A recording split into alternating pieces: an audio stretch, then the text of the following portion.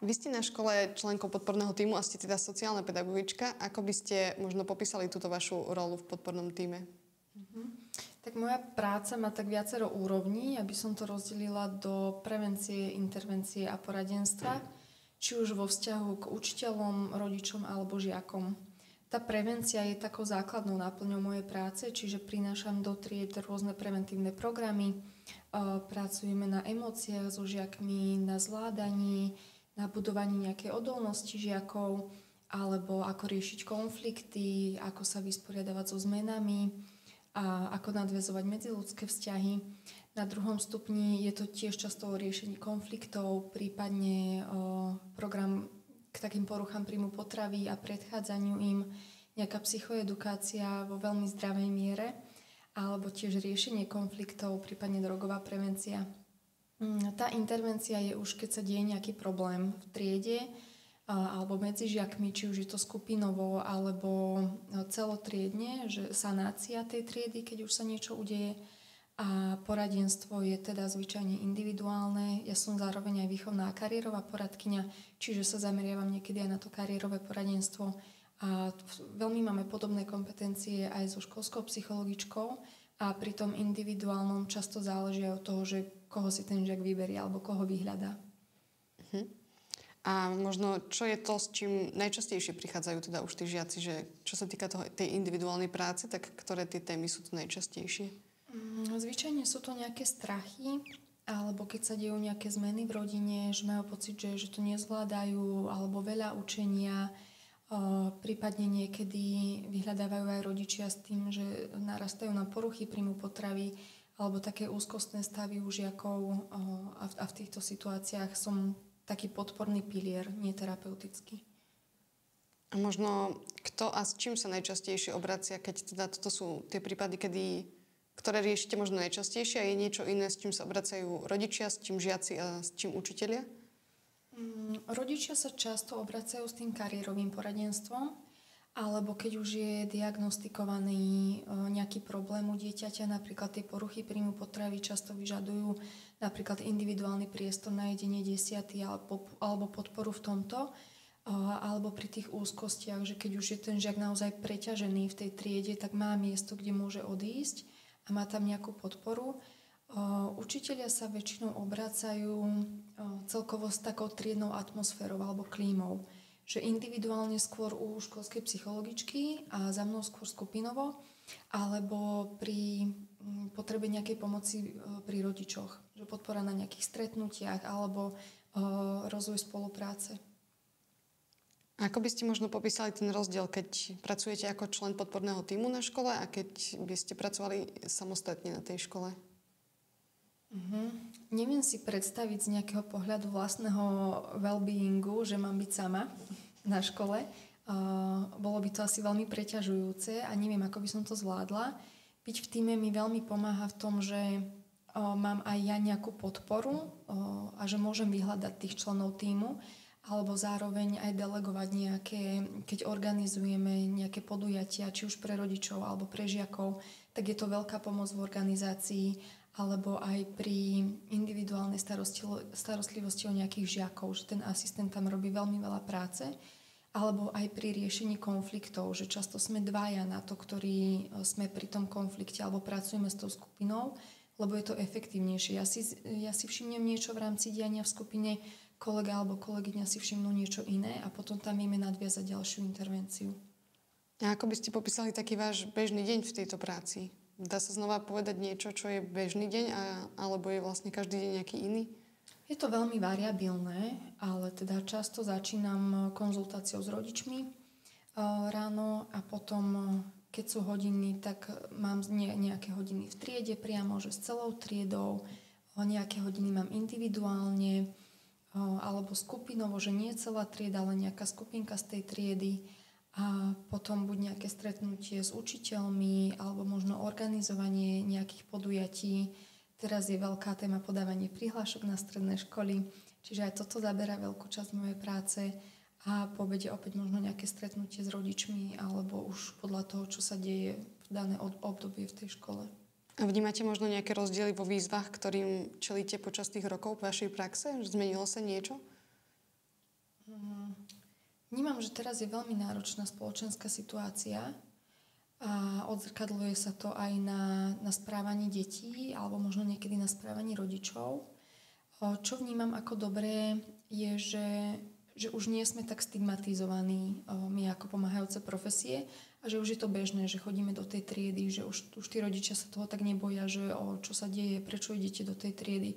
Ale skôr mám skúsenosť, že keď informujem rodičov, že ideme robiť takúto prevenciu, tak skôr to oceňujú, čo sa mi na začiatku nestávalo, že skôr to vyjadrovali také otázky alebo znepokojenie a toto je vítané teraz. A myslím, že je teraz aj ťažké vyrastať v tejto dobe, lebo je veľa záťažových situácií a je pre deti náročné to zvládnuť. A vy vlastne, keď idete vykonávať tie aktivity, je nevyhnutné, aby ste mali vždy súhlas rodičov celej tej triedy, alebo akým spôsobom prebieha vaša prítomnosť a na akýchkoľvek aktivitách v triede? Na aktivitách s celou triedou nepotrebujem súhlas od rodiča. Príde mi však taktné a férové ich informovať o tom, že ideme realizovať takúto a takúto prevenciu s týmto účelom. Ak majú nejaké otázky, tak sa môžeme k tomu stretnúť, lebo je fér, aby vedeli, čo sa deje v tej triede, ale súhlas si nepýtam. A keď sa dejú takéto preventívne aktivity v triedách, čo je potom možno ďalším krokom, ak sa tam všimnete niečo, čo by ste potrebovali riešiť, či už so skupinou žiakov menšou alebo s jedným žiakom samostatne, tak ako sa postupuje ďalej v takomto prípade? V prvom rade to komunikujem s triednym učiteľom, ktorý je vlastne v celom tom dianí triedy, aby mal o tom informáciu a dohodneme sa na ďalšom postupe. To znamená, že ako budeme intervenovať, či budeme pracovať so skupinkou dievčat zvlášť, chlapcov zvlášť napríklad. A potom už keď pracujeme tak skupinkovo, tak o tom informujeme aj rodičov. A ako sa možno deti dostanú k tomu, že pracujete s nimi individuálne? Môžu ma sami vyhľadať, alebo rodičia vyhľadajú, prípadne nadväzujeme spoluprácu v tej triede, že keď tam mám ten preventívny program, tak niečo sama zavnímam, oslovím rodiča a potom už nadväžeme spoluprácu so žiakom. A tam je už potrebný ten súhlas rodiča, aby ste mohli individuálne pracovať? Áno, pri individuálnom vždy. A ako sa stretávate s akými reakciami? Spomínali ste, že vnímate, že je to lepšie, že to tí rodičia už postupne vnímajú lepšie postupom rokov. Čo vám možno tak pomáha, aby tí rodičia to tak dobre pochopili, že čo je vašim cieľom? Taký bezpečný prístup, že neísť do nejakého boja s rodičmi, rešpektovať jeho potreby alebo možno aj strachy toho rodiča.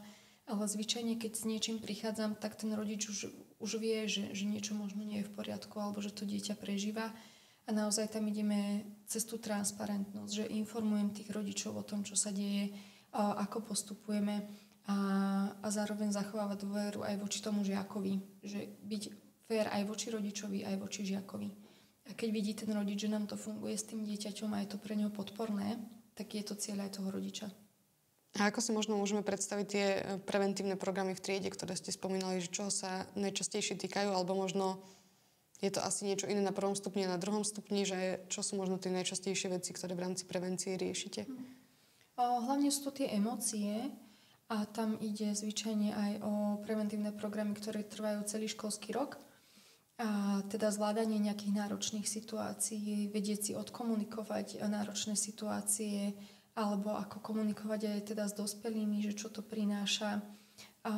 Opäť je toto vnímanie vlastného tela. Toto je veľmi veľká téma. Alebo na druhom stupni sú aj tie drogové závislosti. A ako možno vyzerá tá práca v tej triede, kedy vedete takýto preventívny program a na základe čoho si viete vypozorovať, že možno je potrebné niečo riešiť aj s menšou skupinkou alebo s jedným žiakom individuálne? Tie preventívne programy veľa stoja na žiakoch a ich aktivite. Že ja tam prichádzam s nejakou témou, ale málo kedy je to o tom, že teda ja im 45 minút niečo hovorím. Zvyčajne je to o tom, že oni sú súčasťou nejakej aktivity a môžu niečo písať, kresliť, skupinovo robia a tam, keď sa ten žiak prejavuje, že hovorí o niečom, píše o niečom, tak už viem badať, že asi niečo nie je v poriadku. A zároveň robím aj diagnostiku detskej kresby, čiže tam tiež viem niekedy odčítať, že tu by som si asi mala dať pozor pri tomto dieťati a sledovať ho ďalej. A čo možno z tohto je aj v kompetenciách triedneho učiteľa, ak teda nemajú sociálneho pedagóga na škole, akým spôsobom môže on postupovať v tej otázke prevencie v triede? Niekedy stačí sa s deťmi rozprávať a vypočuť si ich. Že nie ísť len cez nejaké to prednášanie, ale naozaj klásť otázky, dať im ten priestor a pracovať aj s ich názormi. A potom tie deti postupne začnú prinášať tie témy do triedy, alebo možno ich tak aj vnímať, ich správanie, nejakú tú zmenu v tom správaní, či sa niečo hanbí a doteraz sa nehambilo, alebo takto pozorovanie a tie rozhovory s tým, že naozaj ten žiak je aktívnym prvkom. Aké sú možno kompetencie samotného učiteľa v otázkach prevencie a čo možno keď už pozoruje, tak mal by sa obrátiť na niekoho ďalšieho a ak sa teda má na niekoho ďalšieho obrátiť, tak kto je ten odborník, za kým má ísť? Veľa aktivít môžu robiť učitelia v rámci prevencie, lebo zvyčajne sú to také bezpečné aktivity. Tam záleží aj naozaj od toho, že na čo si trúfa ten učiteľ, že kde končia také jeho kompetencie a do čoho sa už nechce púšťať. Čiže je fajn, ak ten učiteľ má uchopené seba poznanie a vie, že toto už nemusím zvládnuť s tými žiakmi. Ale je veľa tých aktivít, do ktorých sa vie pustiť sám v rámci triedy alebo si prizvať niekoho. Skôr je možno otázne, kedy má na to čas. Že či má priestor počas toho vyučovania sa púšťať do týchto aktivít alebo či má tá škola ranné kruhy, počas ktorých sa tomu môžu venovať. A ak sa nemá na koho obrátiť v rámci školy, tak určite odporúčam príslušné Centrum poradenstva a prevencie. Tí nám poskytujú metodickú podporu, zároveň aj chodia do školy, čiže vedia pomôcť tomu učiteľovi, či už realizovať ten preventívny program, že sú tam dvaja na to, alebo príde centrum a realizujú to oni. Vy sama ako sociálny pedagóg na škole spolupracujete s nejakými ďalšími odborníkmi aj mimo školy? Určite áno. Veľa spolupracujem s Centrum poradenstva a prevencie, s Úradom práce, sociálnych vecí a rodiny, teda s oddelením sociálno-právnej ochrany detí a sociálnej kurately, s okresným riaditeľstvom policajného zboru a s rôznymi občianskymi združeniami, ktoré realizujú prevenciu. A to je asi tak všetko v rámci tých externých. Že je možné, aby tú prevenciu vykonával aj niekto externý a vy vlastne to tak zastrešujete v rámci tej školy? Áno, ale nie je to niečo, čo robíme úplne často a je dobré na to vedieť nadviazať, lebo zvyčajne sú to jednorazové aktivity a jednorazové aktivity často nemajú zmysel. Že príde niekto žiakom porozprávať na hodinku, dve o nejakej téme, tí žiaci na to zabudnú do týždňa. Je dobré, keď máme priestor potom na to nadviazať, že prídu z Centra poradenstva a prevencie na nejaké 3 stretnutia a my v tej triede ďalej nadviažeme na túto prácu. Oni nám povedia, že čo tam vyvstalo, aké témy a my vieme ísť viac do hĺbky. Čiže tie jednorazové podujatia vedia byť užitočné, ale pokiaľ to zostane len pri tom jednorazovom, tak to má veľmi krátkodobý efekt. Vedeli by ste možno učiteľom odporučiť aj nejaké zdroje, kde môžu hľadať takéto typy na informácie, na aktivity, alebo kde sa môžu vzdelávať v tejto oblasti prevencie? Veľmi odporúčam aj rôzne české príručky. Oni majú dobre spracované aj metodicky. Napríklad je príručka Třída v pohode, tá je voľne dostupná, tam je veľa aktivít, alebo rôzne knihy z vydavateľstva Portál. Oni priamo dávajú aj na skupinovú prácu so žiakmi, prevenciu v triede alebo absolvovať vzdelávania. Ja veľmi odporúčam neskôr absolvovať seba skúsenostné vzdelávanie. Nech viem, ako ja sa v tom celom cítim a potom ísť na nejaké metodické vzdelávania. A sú teda takéto vzdelávania dostupné aj pedagógom? Určite áno, že nemusí ísť vždy len o psychológa alebo sociálneho pedagóga, ale často je to aj pre učiteľov. A veľkou časťou vašej práce je teda aj práca s učiteľmi. Je niečo, čo s nimi dokážete riešiť aj, a netýka sa to priamo tých žiakov? Majú sa s čím na vás obrátiť aj učitelia mimo tejto témy žiakov? Toto primárne robí školská psychologička a školská supervízorka. Ja skôr spolupracujem s učiteľmi na úrovni podpory pri rodičoch. Ako môže vyzerať takáto podpora z vašej strany? Je to účasť na stretnutiach, že vedieme ten rozhovor spoločne, že majú tam učitelia mňa ako podporu v nejakých náročných situáciách a vedia byť veľmi náročné situácie s rodičmi. Čiže vedie to naozaj odkomunikovať tak, aby nevznikol nejaký boj medzi nami a rodičmi alebo nejaká naozaj zlá klíma, čo potom prináša veľmi zlé vzťahy celkovo aj do tej triedy a tak sa to premostí. Čiže vedieť to odkomunikovať tak, aby to bolo v poriadku aj pre rodičov, aj pre nás. A čo sú možno také najčastejšie témy, kde učitelia vyhľadávajú takúto vašu spoluprácu pri tých rozhovoroch s rodičmi? Zvyčajne sú to nejaké konflikty medzi žiakmi, alebo keď už sa sklzáva k zanedbávaniu školskej dochádzky alebo k zanedbávaniu samotného dieťaťa, tak tam som vždy na tých stretnutiach.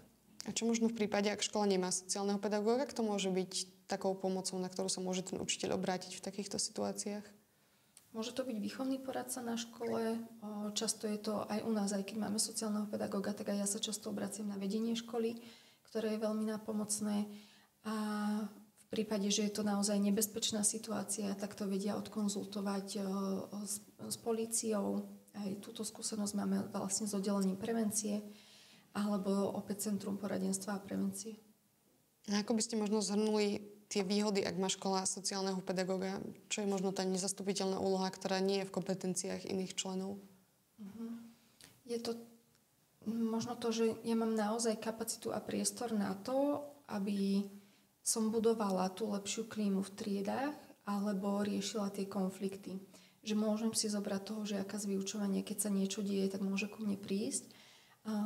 Zároveň je naša pozícia dôležitá aj v tom budovaní vzťahu s rodičmi alebo celkovo budovaniu nejakej komunity. Že realizujeme rôzne workshopy pre rodičov a rozvíjame tie vzťahy aj inak ako počas nejakého konfliktu.